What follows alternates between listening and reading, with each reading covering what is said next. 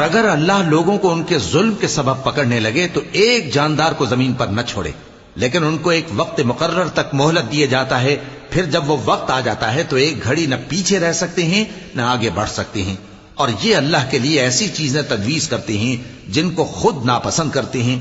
اور زبان سے جھوٹ بکے جاتے ہیں کہ ان کو قیامت کے دن بھلائی یعنی نجات ہوگی۔ کچھ شک نہیں کہ ان کے لیے دوزخ کی آگ تیار ہے، اور یہ دوزخ میں سب سے آگے بھیجے جائیں گے۔ اللہ کی قسم، ہم نے تم سے پہلی امتوں کی طرف بھی پیغمبر بھیجے تو شیطان نے ان کے کرتوت ان کو آراستہ کر دکھائے، تو آج بھی وہی ان کا دوست ہے اور ان کے لیے عذاب علیم ہے۔ اور ہم نے جو تم پر کتاب نازل کی ہے تو اس لیے کہ جس بات میں ان لوگوں کو اختلاف ہے تم اس کا فیصلہ کر دو، اور یہ مومنوں کے لیے ہدایت اور رحمت ہے۔ اور اللہ ہی نے آسمان سے پانی برسایا، پھر اس سے زمین کو اس کے مرنے کے بعد زندہ کیا، بے شک اس میں سننے والوں کے لیے نشانی ہے۔